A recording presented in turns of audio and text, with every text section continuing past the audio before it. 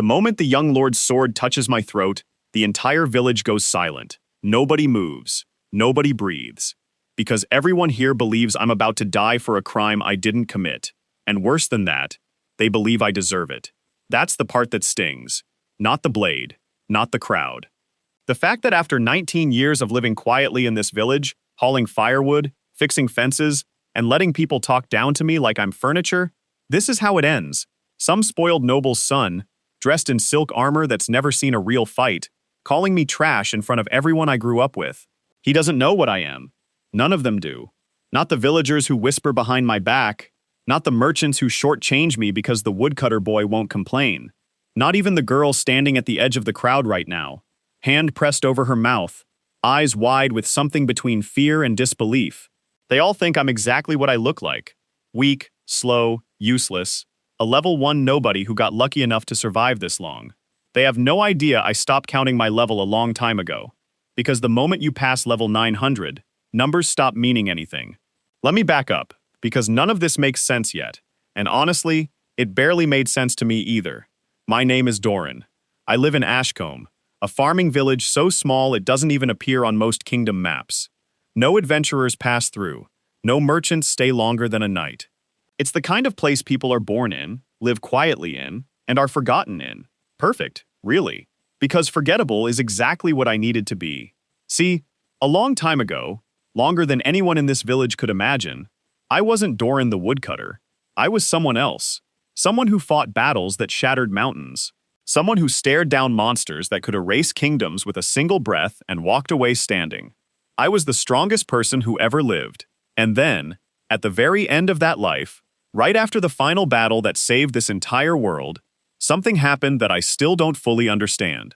I woke up as a baby, in this backwater village, wearing a cursed iron bracelet fused to my wrist that suppresses everything I am, every stat, every skill, every trace of the monster I used to be, to any status window, any identification spell, any system check in this world, I read as level 1. Rock bottom.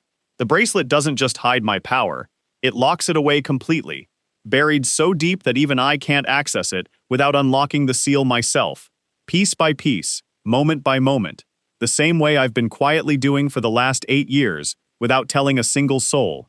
Why hide it? That's the question everyone would ask if they knew the truth. And the answer is simple. Power like mine doesn't attract peace. It attracts war.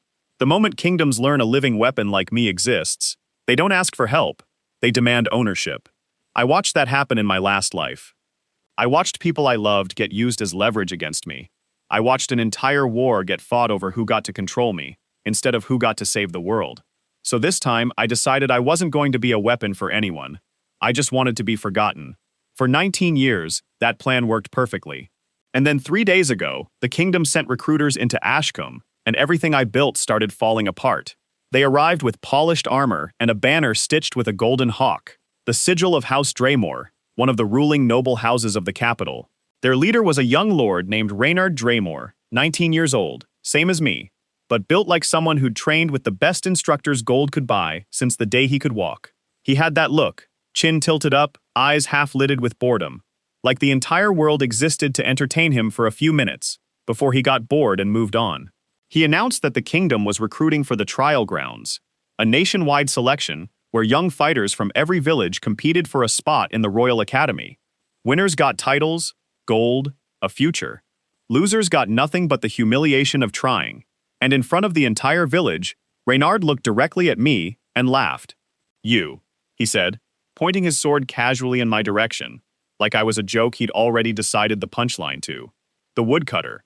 They tell me you're the weakest person in this entire village. Level 1, even at 19. That's almost impressive, honestly. Most people can't stay that useless for that long without trying." The crowd laughed. Actual laughter. People I'd known my whole life. People whose fences I'd fixed for free. Whose firewood I'd chopped in winter storms so they wouldn't freeze. Laughing at me like I was the funniest thing they'd seen all year. I said nothing. I never say anything. Silence is safer. Silence doesn't draw attention. But that's when Leora stepped forward. Leora is the village chief's daughter, the closest thing I have to a friend in this place, and the only person who's ever treated me like I was more than a background character in everyone else's story. She's sharp-tongued, quick-tempered, and doesn't have a shy bone in her body, which is exactly why what she did next surprised absolutely no one and terrified me completely. "Leave him alone," she snapped, stepping between me and Reynard like that was a completely normal thing to do to a noble with a sword. "He's not trying out for your stupid trial. He doesn't want anything to do with you people." Reynard's smirk sharpened into something colder. "Interesting. Defending the useless one. Careful, girl. Association with trash tends to be contagious." That's when I made my first mistake in 8 years. I stepped forward. Not to fight, not to reveal anything, just to put myself between Leora and a noble, with a short temper and an ego the size of the capital. It was instinct. Old instinct. From a life where protecting people wasn't a choice. It was who I was. Reynard's eyes lit up like he'd just found the entertainment he'd been missing. "Oh, now this is interesting. The trash has a spine." He tapped his sword against his palm. "Tell you what, since you clearly have something to say, why don't you prove it?" Trial ground selection happens tomorrow at dawn. Every villager between 15 and 25 is required to attend. Per royal decree. Step into the arena, show me this spine actually means something. Or don't, and confirm everything I already believe about you. And that's how, less than 24 hours later, I ended up standing in a hastily built arena in the village square, facing off against a noble trained knight in front of the entire population of Ashcombe. Everyone whispering that this was going to be the shortest, most embarrassing match in trial history. They weren't wrong about it being short. The knight Reynard sent to test me, a broad-shouldered soldier named Garrick, level 32 according to the display crystal floating above his head, didn't even bother drawing his weapon at first. He just walked toward me, grinning, clearly expecting this to be over in one hit. "Sorry about this, kid," he said, almost sounding like he meant it. "Orders are orders." He swung, and for the first time in 8 years, I didn't dodge like a level 1 villager would. I didn't stumble backward and flail like everyone expected.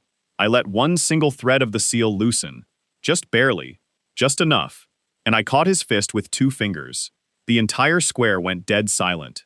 Garrick's face went white. He tried to pull back, couldn't. My fingers hadn't even tightened, and he still couldn't move his arm an inch, like his whole body had been nailed into place by something far stronger than muscle.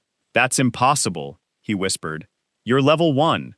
The display says—" "The display is wrong," I said quietly, and let go. He staggered back like he'd been hit by something 100 times his size, even though I'd barely touched him. The display crystal above the arena flickered violently, error runes spinning across its surface, completely unable to process what it had just witnessed, because the system reading my stats was still locked onto the number the bracelet forced it to see. Level 1. Impossible. Contradictory. Broken. I should have stopped there. I should have stayed the mysterious villager who did one strange thing and let it fade into rumor. That would have been the smart move, the safe move. But then Garrick, humiliated in front of his young lord, did something stupid. He grabbed a real weapon this time, an actual enchanted longsword crackling with wind magic, and came at me with full intent to hurt me, panic overriding his orders. And I felt the old instinct rise up again, sharper this time, hungrier. The part of me that used to end wars in a single afternoon, the part of me that had spent 8 years locked behind an iron seal, patiently waiting. I sidestepped his swing without moving my feet more than an inch, just leaned, like the wind itself had warned me a second early. His enchanted blade cut straight through the air where I used to be, and buried itself in the arena floor, cracking stone in a spiderweb pattern that spread 30 feet in every direction. The crowd gasped. Reynard's smirk had completely vanished. I could have ended it there with words. Could have said something calm and diffusing, the kind of thing that keeps attention away from you. Instead, adrenaline and 8 years of buried pride made the words come out before I could stop them. "You should really work on your form," I told Garrick, not unkindly. "You're leaving your right side open every time you overextend like that." Somewhere in the crowd, someone laughed nervously. Somewhere else, someone whispered my name like they were seeing me, actually seeing me, for the first time in their entire lives. And that's when the real problem started. Because Reynard Draymore did not appreciate being upstaged by a villager in front of his own men, and nobles like him have exactly one way of dealing with humiliation. Escalation.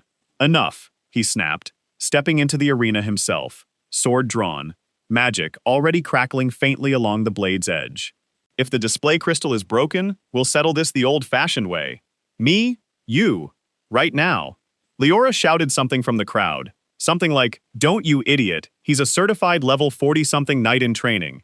But Reynard wasn't listening, and honestly, neither was I anymore. Something in me had woken up after 8 long years of silence, and it wasn't interested in staying quiet a moment longer. I want to be clear about something. I never wanted this fight. I never wanted any of this attention.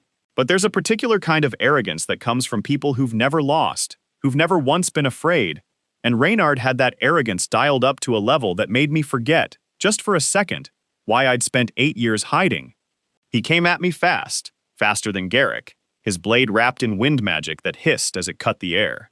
A trained noble swordsman, easily strong enough to kill anyone else standing in that arena. I let the seal slip one more notch, just one, and the world around me slowed down.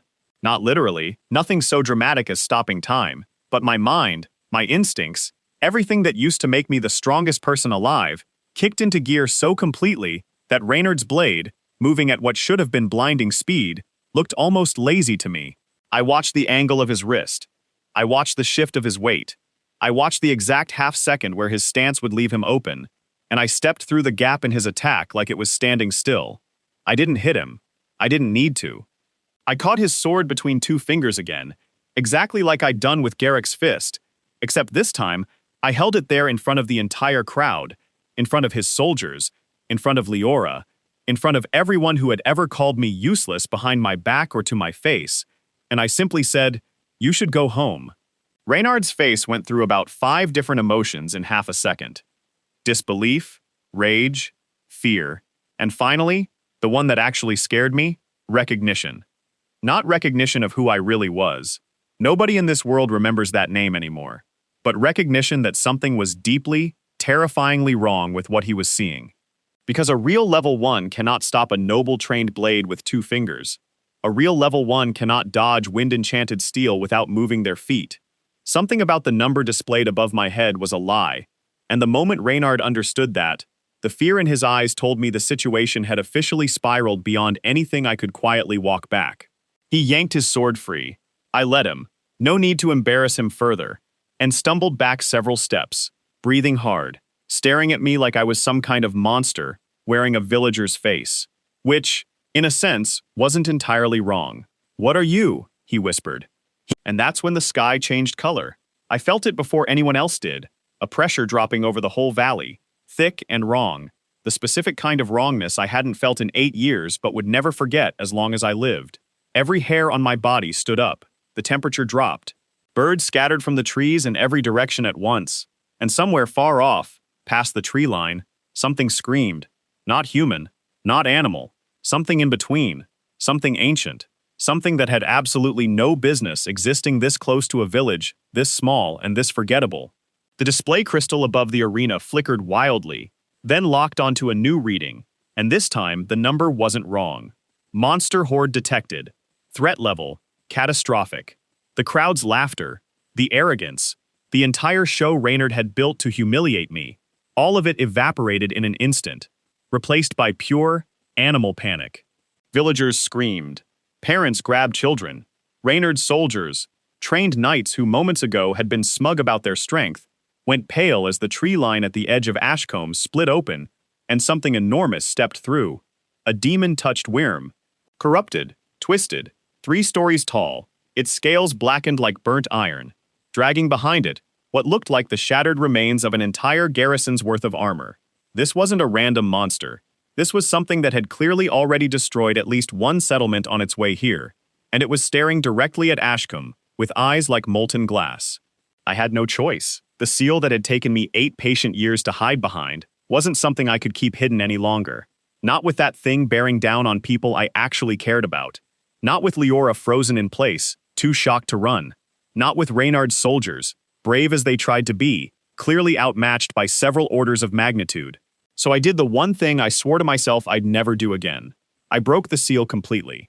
The bracelet on my wrist cracked down the center with a sound like thunder-splitting stone.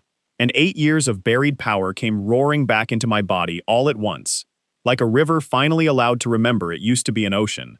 The display crystal above the arena, still somehow functioning, Tried to update my status and simply failed, its surface cracking under the weight of a number it was never designed to display. Level 999. The absolute ceiling of what this world's systems could even measure, and I wasn't entirely convinced that number was accurate anymore either. It had been a long time since I'd bothered checking. I walked toward the worm without hurrying, because hurrying wasn't necessary anymore. The creature roared, a sound that shattered windows across half the village, and lunged at me with jaws large enough to swallow a house whole. I lifted one hand, and the world went white. I won't pretend it was elegant. I won't pretend it took skill worth describing in detail, because honestly, it didn't. A single pulse of force, barely a fraction of what I used to be capable of, tore through the worm's corrupted body like it was made of wet paper, ending a threat that could have leveled the entire village in less time than it takes to finish a sentence. The creature's roar cut off mid-breath. Its enormous body collapsed into the tree line, shaking the ground hard enough that people were knocked off their feet 100 yards away. And then, silence. Complete total silence, broken only by smoke drifting up from the shattered tree line and the sound of my own heartbeat, steady and calm. Because honestly, that fight had barely registered as a fight at all. I turned around.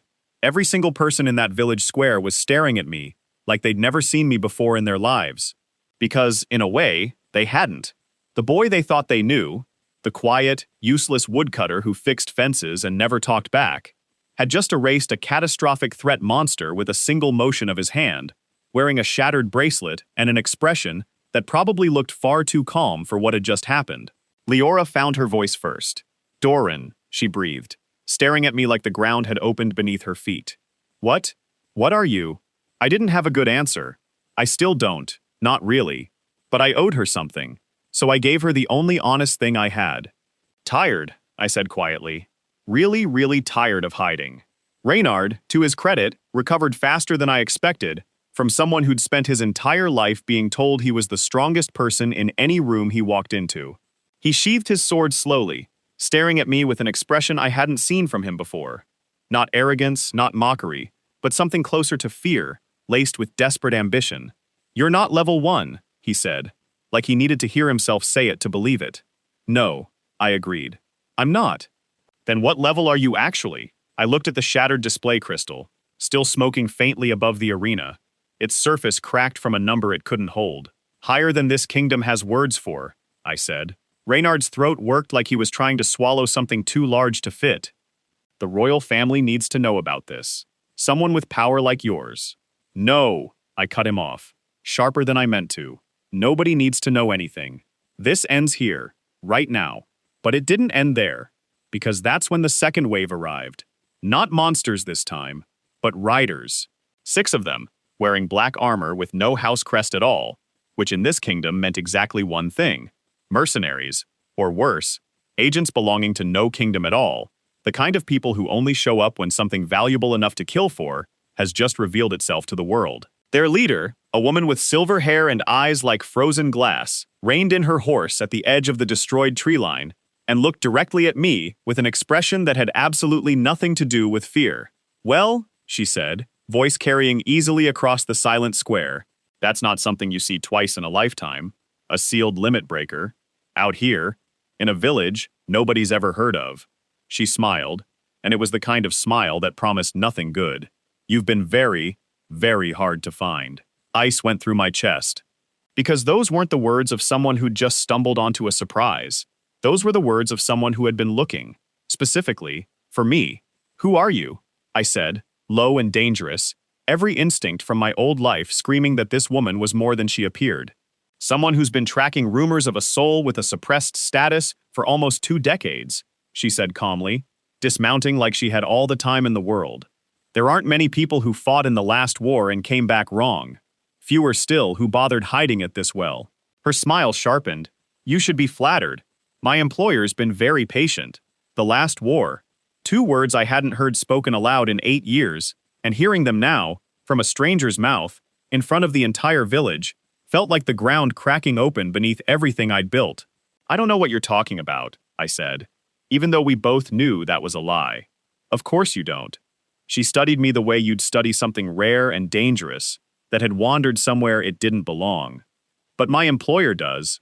And she's been waiting a very long time to meet the man who ended the war, and then simply disappeared afterward, like he was never even worth thanking.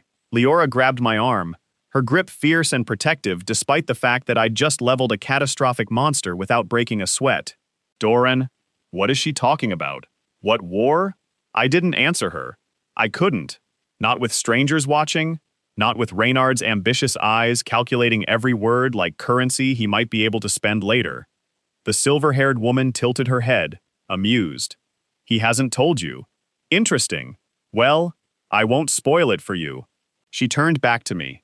You have two choices, hero. Come with us quietly, and my employer offers protection, resources, answers to questions you've clearly been avoiding for a very long time, or refuse, and this village learns exactly how much danger comes looking for a man who tries to erase himself from history. Behind her, more shadows moved at the tree line. Not monsters this time. Soldiers. A lot of them. That's when I understood the truth I'd been avoiding for 8 peaceful years. Hiding had only ever bought me time. It had never actually made me safe. And now, standing in the ruins of the quiet life I'd built so carefully, surrounded by villagers who finally knew what I really was, facing strangers who'd apparently been hunting me since before I could walk in this new life, I realized the war I thought I'd ended a lifetime ago had never actually finished. It had just been waiting for me to stop hiding from it. I looked at Leora, at the fear and confusion and stubborn loyalty in her eyes. I looked at Reynard, calculating how to use whatever was happening to his own advantage. I looked at the silver-haired woman and the soldiers gathering behind her, and at the crater where a catastrophic threat monster used to be, and I understood, with total clarity, that the quiet life was over. For one long second, nobody in that square moved. Even the wind seemed to hold still, like the whole valley was waiting to see what I'd do next. I could feel Leora's fingers still locked around my arm, shaking now, not from fear of the monster anymore, but from fear of me, of what I might actually be capable of 8 years of lies she was only now starting to add up in her head. I hated that look. I'd spent 8 years specifically avoiding that look, and here it was anyway, staring right at me. The last war, Reynard repeated, quieter this time, like the words themselves were dangerous to hold in his mouth. That ended before either of us was born. Every history book calls it a myth, a story parents tell to explain why the old ruins in the eastern wastes glow at night. He looked at me like he was seeing a ghost wearing a villager's clothes. You're saying you were there. I'm saying it doesn't matter what I'm saying, I told him, and I meant it. Some truths are heavier than the people around you are ready to carry, and I wasn't about to hand an ambitious young lord a weapon shaped like my own history. The silver-haired woman laughed softly, low and amused, like she found the entire scene delightful. He's protecting them, she said, almost to herself. Even now, even after everything. She shook her head slowly. That's almost sweet, if it weren't so pointless. You can't protect anyone by staying silent, hero. Silence is exactly how you lost people the first time. That landed harder than I wanted to admit, because she was right, in the worst possible way. Silence hadn't saved anyone in my last life either. It had only delayed the moment people found out how much danger loving me actually cost. And now, standing here with a village full of people I'd quietly grown to care about more than I ever meant to, I was watching that exact same mistake circle back around to bite me a second time. What do you want from me? I said, forcing my voice level. Specifically. Not riddles. Not employer this, employer that. What? The woman's expression sharpened. Businesslike now. The amusement folding away like she'd only ever worn it as decoration. My employer believes the seal you carried wasn't an accident. She believes someone placed it on you deliberately, at the exact moment the last war ended, and she wants to know who, and why, before whatever caused it happens to someone else. She paused, letting that settle. She also believes you're the only living person who might actually survive what's coming next. That's not flattery. That's a warning. Something cold moved through my chest. Colder than the shock of breaking the seal. Colder than facing down a catastrophic threat monster without blinking. Because in 8 years of hiding, I had never once considered that the bracelet might not have been my own doing. I'd simply assumed exhaustion, instinct, some desperate final act of a dying hero trying to disappear. The idea that someone else had done this to me, on purpose, for a reason I didn't understand, was a door I hadn't let myself open. You're lying, I said. though even I could hear how uncertain that sounded. Ask him, she said, nodding past my shoulder toward the smoking crater where the worm had died. Corrupted monsters like that don't wander this far from the eastern wastes by accident. They're drawn, pulled toward power that isn't supposed to exist anymore. That thing wasn't hunting your village, hero. It was hunting you. And it won't be the last one that finds you now that the seal's broken. As if her words had summoned it, a low tremor rolled through the ground again, distant but unmistakable. The exact same pressure I'd felt seconds before the worm emerged from the tree line. Somewhere out past the mountains, something else had noticed, something bigger. Villagers around the square exchanged terrified glances. Someone's child started crying. Reynard's soldiers tightened their grips on their weapons, clearly torn between the instinct to protect the village and the very reasonable instinct to run. Leora's hand tightened on my arm again, and this time when I looked at her, the fear in her expression had shifted into something else. Not less afraid, but something steadier underneath it. Whatever you are, she said quietly, just for me. Whatever you were before, you saved this village twice today. Once from that thing, and once from ever knowing how much danger you were actually protecting us from. She swallowed hard. So whatever's coming next, you don't get to disappear on us. Not again. I didn't have an answer for that either. 8 years of careful distance, and one afternoon had unraveled every wall I'd built. Tell your employer, I said finally, voice steady, despite everything roaring inside my chest, that if she wants to talk to me, she can come herself. I don't follow anyone's orders. Not anymore. Not ever again. The woman's smile widened, like that was exactly the answer she'd been hoping for. Careful what you wish for, hero, she said softly, because she's already on her way. And somewhere past the horizon, beyond the mountains that had kept my secret safe for 8 quiet years, something enormous stirred awake. Something that had been waiting a very long time for the man who ended the last war to finally reveal himself. The nightmare I thought I'd buried wasn't just returning. It was just getting started. The words hang in the air like a blade that hasn't finished falling. She's already on her way. Somewhere past the mountains, something vast and patient turns its attention toward a village that used to be safe simply because nobody ever looked at it twice. Sylvain doesn't move. She doesn't need to. She's already won whatever opening move this was, and she knows it. Standing there in the settling ash of a corrupted Wyrm, with 6 soldiers at her back, and a smile that never quite reaches her eyes. You don't want to fight, I tell her, and I make sure every word lands flat and certain. No room for negotiation in it. Not here. Not with this many civilians standing between us. Something shifts behind her frozen glass eyes. Calculation, maybe. Or amusement. It's hard to tell with someone who's clearly spent a very long time learning to hide exactly what she's thinking. You assume I came here to fight, she says. I came here to look, confirm a rumor 8 years old, before I risk anything larger. Her gaze sweeps the square, over the scorched tree line, over the villagers still frozen in shock, over Leora's white-knuckled grip on my arm. Consider it confirmed. I don't like how calm she is. People who are calm in front of a level 999 are either stupid, or they know something I don't. Sylvain doesn't strike me as stupid. Behind her, the 6 riders shift in their saddles, hands resting near hilts they haven't drawn, waiting on her word. Good soldiers. Disciplined. The kind that don't move until they're told to, which means whatever she decides in the next few seconds, decides whether Ashcombe becomes a battlefield or stays a village. Then look your fill and leave, I say. She studies me a moment longer, head tilted, like she's reading something written just beneath my skin. Then, unexpectedly, she laughs. Soft, genuine, almost fond. You really don't remember how this works, do you? She swings down off her horse anyway, boots crunching against scorched grass, and every muscle in my body goes taut, ready. She raises both hands, unhurried, showing empty palms. Relax, hero. If I wanted this village turned into a crater, I would have opened with that instead of conversation. Careful, I say quietly. I've heard that line before. It never ends well for the person who said it. Something flickers across her expression. Respect, maybe, or recognition of a threat she's decided not to test yet. Fair enough. She reaches into a pouch at her belt, slow enough that nobody mistakes it for a weapon draw, and produces a small sealed letter, stamped with wax the color of dried blood. She doesn't hand it to me. She simply lets it hover there, a promise instead of an object. My employer isn't interested in capturing you. Chains never held a hero worth the title, and she knows that better than anyone alive. She wants a conversation. That's all.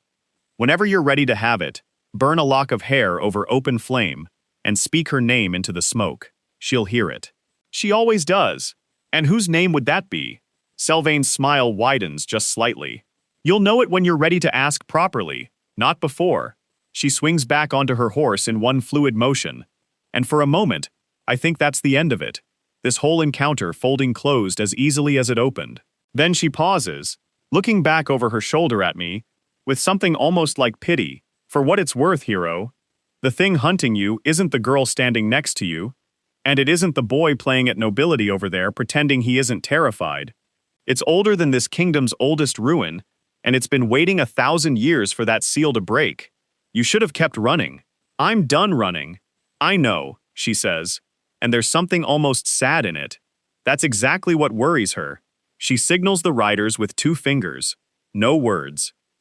They turn as one unit and vanish back into the tree line, swallowed by smoke and shadow so completely, it's like they were never there at all, leaving nothing behind but hoofprints, and the low, sick feeling that this was never really a confrontation.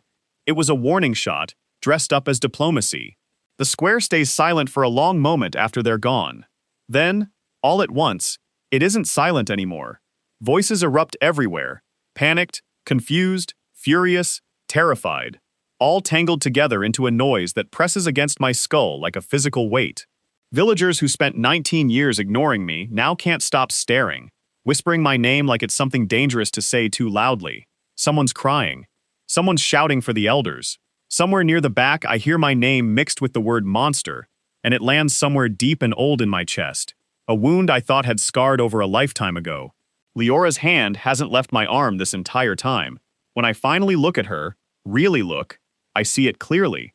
Not fear of the worm, not fear of Selvain, fear of me, careful, uncertain fear, the kind that comes from realizing the person you trusted with your whole life has been someone else this entire time. We need to talk, she says. Not a request. I know. Not here. Her eyes flick toward the crowd, toward the whispers, multiplying by the second, toward Reynard standing a short distance away, with an expression I can't quite read, somewhere between calculation and awe, somewhere private. Now Doran, before this turns into something neither of us can walk back. She's right. Whatever's left of my old quiet life is already dying in this square, but there's still a version of the truth I get to choose how to hand her, instead of letting rumor and panic hand it to her wrong. We slip away from the crowd through the narrow gap between the old grain house and the well, the same shortcut I used 100 times as a kid to avoid exactly this kind of attention. Leora doesn't say anything until we're alone, the noise of the square fading into a dull roar behind stone walls. Then she rounds on me, and the fear in her eyes has hardened into something sharper, anger, wrapped tight around hurt. 8 years, she says. 8 years, Doran. I used to tell you everything, every stupid crush, every fight with my father, every single thing that mattered to me, and you just stood there, nodding, letting me talk, while you were carrying something like this the entire time. I couldn't tell you. Couldn't or wouldn't. The question lands harder than I expect. I open my mouth to answer, and find, for the first time since I woke up in this life, as someone else's son, in someone else's bed, that I don't actually know which one is true anymore. Both, I admit finally. At first, it was survival. Anyone who knew what I really was became a target, the second the wrong person found out. I watched that happen once already, Leora. I watched people I loved get hunted, used, broken, just for the crime of being close to me. I wasn't going to let that happen to you too. Her jaw tightens. And later? After you knew me. After you knew I wouldn't have run screaming to the nearest noble house for a reward. Later, I say slowly. It just became easier to be quiet than to explain something you'd never fully believe anyway. She's silent for a long moment, arms crossed, studying me like she's trying to find the boy she grew up with somewhere underneath everything else standing in front of her now. Tell me about the war, she says finally. Not everything. I'm not stupid enough to think you can hand me 1,000 years of history in one conversation in a grain shed. But tell me something real, something true. I lean back against the stone wall, letting the weight of it settle into my spine. Because if I'm going to say any of this out loud for the first time in 8 years, I need something solid at my back. 1,000 years ago, I say, there was a war that almost ended everything. Not a kingdom, not a continent. Everything. A being clawed its way up from somewhere beneath the world, old enough and hungry enough that entire nations fell, just trying to slow it down. I was there. At the end. The last fight, the one that decided whether anything survived. I pause, throat tight around the next part. I won. Barely. And it cost me almost everyone I cared about along the way. Leora doesn't interrupt. She just watches me, quiet, in a way that feels like she's holding her breath. After it was over, I continue, I didn't get a parade. I didn't get peace. I got kingdoms lining up to claim ownership of the weapon that saved them, because that's all I'd become to most of them by the end. A weapon, something to be pointed at the next threat, the next war, the next ambition dressed up as necessity. So I disappeared. I don't fully remember how. One moment I was standing in the ruins of a battlefield that used to be a capital city, and the next I was a baby in Ashcombe with a bracelet fused to my wrist and no memory of who put it there. You don't know who sealed you. I don't know anything, I admit. And saying it out loud makes the gap in my own history feel larger, colder. I always assumed it was my own doing, some last desperate act before I broke completely. But Sylvain implied, I stopped myself, jaw tightening around the thought I don't want to finish out loud. Implied what? That someone else did it to me, on purpose. Leora's expression shifts, the anger softening into something more complicated. Do you believe her? I don't know what to believe anymore. 8 years of careful answers, and in one afternoon I don't even know the shape of my own history. I meet her eyes, and for the first time since the bracelet cracked, I let her see exactly how tired I actually am underneath the calm. I'm sorry, Leora, for all of it. For every lie, every deflection, every time you told me something that mattered, and I gave you nothing back. She's quiet for a long moment. Then, unexpectedly, she reaches out and grabs the front of my shirt, not gently, and pulls me close enough that I can see every flicker of emotion crossing her face at once. You don't get to apologize and then disappear, she says, voice low and fierce. That woman out there, the one with the frozen eyes, she talked like something's coming for you, coming for this village. If that's true, you don't get to protect me by shutting me out again. You protect me by letting me stand next to you. Leora, I mean it, Doran. Her grip tightens. Whatever you are, whoever you were before you were mine to worry about, I'm not letting you carry this alone anymore. Something in my chest aches at that, sharp and unfamiliar, because I spent 8 years convincing myself nobody in this life would ever say something like that to me, and mean it. Before I can answer, a sharp crack of wing beats cuts through the quiet outside, distant but unmistakable. My instincts, old and razor-honed, flag it instantly. A messenger raven, launched in a hurry, climbing fast toward the eastern sky. I know exactly who sent it before I even step outside to check. Reynard stands near the edge of the grain house, cloak still smoking faintly from proximity to the Wareham's corpse, watching the raven shrink into the horizon with an expression carefully arranged into something unreadable. He startles slightly when he notices me watching, guilt flickering across his face for half a second, before pride slams the door shut on it. Reporting to your father already, I say. It isn't a question. Of course I am. He doesn't even try to deny it, which somehow makes it worse. Do you have any idea what you just did out there? What you are? House Draymore needs to know. The Crown needs to know.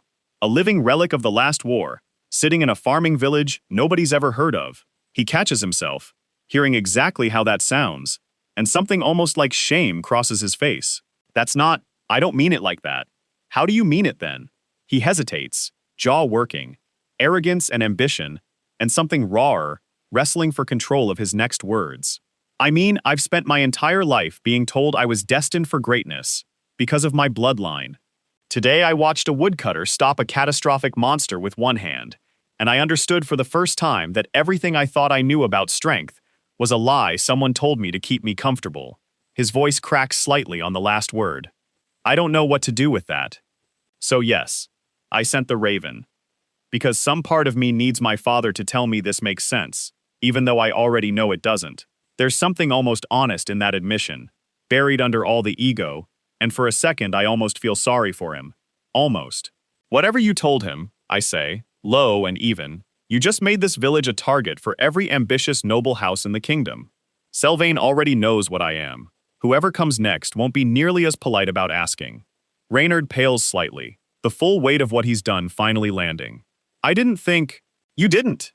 Before he can answer, a new voice cuts through the tension, older and heavier with authority. Elder Thompson, gray-bearded and grave, flanked by two other village elders, all three of them approaching with the particular stiffness of people forcing themselves to have a conversation they'd rather avoid entirely. Doran, Thompson says, and there's something apologetic buried under the formality, which somehow makes it sting worse. We need to speak with you. Now, before the panic settles into something the whole village can't recover from. Leora steps up beside me immediately, chin lifted, already bracing for a fight on my behalf. I place a hand lightly on her arm, a silent request to let this happen first, and she reluctantly holds her ground instead of stepping forward. Say what you came to say, I tell Thompson. The elder's eyes flick briefly toward Reynard, toward the smoking crater where the Wyrm died, toward the tree line where Sylvain's soldiers vanished, gathering courage from somewhere before he finally speaks. You saved this village today, he says carefully. Nobody here is foolish enough to deny that, or ungrateful enough to forget it. But you also brought something to our door that Ashcombe was never built to survive. That woman, and whoever she serves, whatever's coming next because of what happened here today. He exhales slowly, and I can hear exactly how much this costs him to say. The council has decided. For the safety of the village, you need to leave, Doran, before whatever's hunting you arrives and finishes what today only started. The words land exactly where they're meant to, a blade dressed up as gratitude. You're throwing him out. Leora's voice cracks across the square, furious, disbelieving. After he saved every single one of us? That's precisely why, Thompson says gently, and there's real grief in it, which somehow makes the whole thing worse. We're not casting him out as punishment, child. We're asking him to leave because staying costs this village more than we can survive paying. You saw what came through that tree line. You heard what that woman said. If a fraction of that is true, Ashcombe cannot withstand what's coming for him. I already knew this conversation was coming, somewhere in the back of my mind, the moment the bracelet cracked. Knew it the second the display crystal shattered under a number it couldn't hold, but hearing it spoken out loud, by people I grew up around, people whose fences I fixed and whose children I've walked home safely more times than I can count, still lands somewhere deep and old and familiar. The exact same wound from 1,000 years ago, wearing a slightly different face. I understand, I say quietly, and I mean it, even though it costs something to say. Doran, Leora starts, but I shake my head slightly, and something in my expression stops her mid-sentence. They're right, I say, and every word feels like setting down something heavy I've been carrying since I was a baby, wearing a cursed bracelet in a stranger's crib. I never meant to bring this here. I spent 8 years trying to make sure I never would, but the seal's broken now, and it's not going back on. Staying here doesn't protect this village, it paints a target on it. I look at Thompson, at the tired guilt in his eyes, and offer him the only mercy I have left to give. I'll be gone by morning. Leora's hand finds mine, fierce and sudden. Then I'm coming with you. Leora, don't. Her eyes are bright, fierce, daring me to argue. You don't get to protect me by leaving me behind. We already had this conversation. I meant every word of it. Reynard clears his throat awkwardly, looking distinctly uncomfortable at having stumbled into the middle of this. For what it's worth, he says, my father's response to that raven is going to arrive within days, not weeks. House Draymore moves fast when opportunity knocks. Whatever you're planning, hero, you might not have as much time to plan it as you think.